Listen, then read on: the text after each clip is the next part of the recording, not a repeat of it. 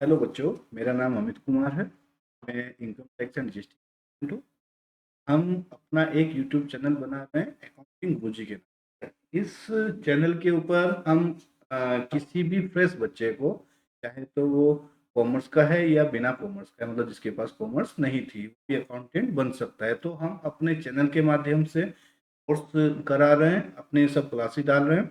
आप इन क्लासेस को देख सकते हो और अपना अकाउंटिंग के क्षेत्र में करियर बना सकते हो। मैं समझता हूँ कि आपको एक अकाउंटेंट बनने के लिए इससे अच्छा माध्यम नहीं मिलेगा।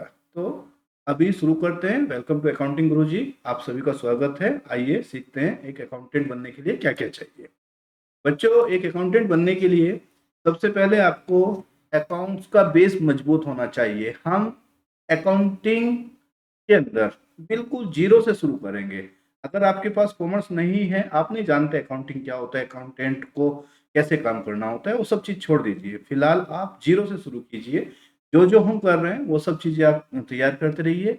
एक कॉपी पेंसिल लीजिए और एक के बाद एक क्लास को देखते रहिए और जैसे जैसे बता रहे हैं आप ऐसे करते रहिए। आई एम श्योर आप एक अच्छे अकाउंटेंट बन सकते हो।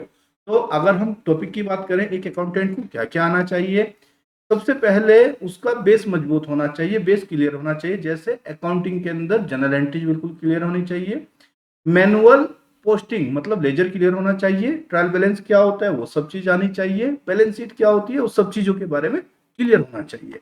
इसके साथ साथ एक अकाउंटेंट को जीएसटी का नॉलेज पूरा होना चाहिए, क्योंकि अब जीएसटी चल रहा है। इससे पहले वेट था, वेट चल रहा था, अभी जीएसटी का डिटेल आपको क्लियर होना चाहिए।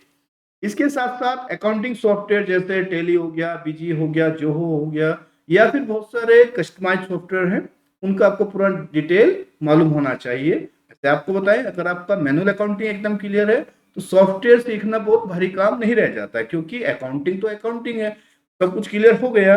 तो अब आपको खाली सॉफ्टवेयर सीखना रह जाता है। सॉफ्टवेयर सीखने का भारी काम नहीं है, एक बार अकाउंटिंग आपका क्लियर हो गया तो धीरे धीरे सभी सॉफ्टवेयर किए जा सकते हैं।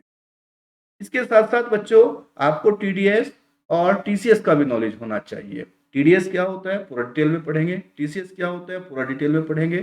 फिलहाल हम सिर्फ एक ओवरव्यू कर रहे हैं कि एक अकाउंटेंट को क्या क्या आना चाहिए।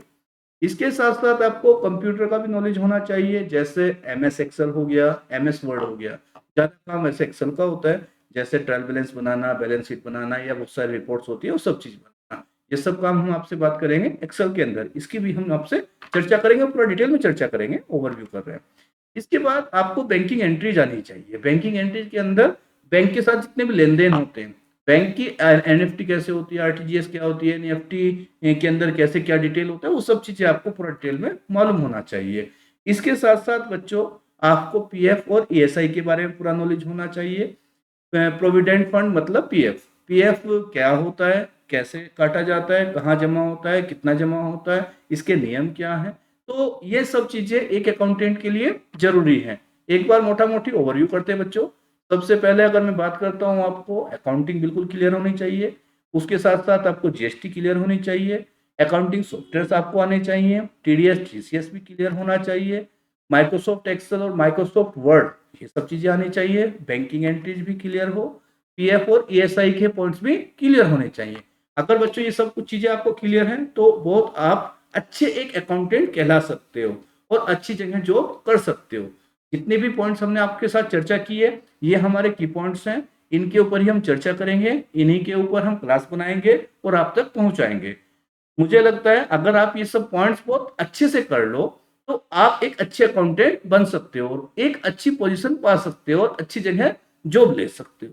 मुझे लगता है आपको ये सब पॉइंट्स क्लियर मतलब देख सकते हो, ये पॉइंट्स आप बहुत आसानी से पूरा कर लोगे। अगली वीडियो में मिलते हैं नेक्स्ट पॉइंट के साथ। Thank you.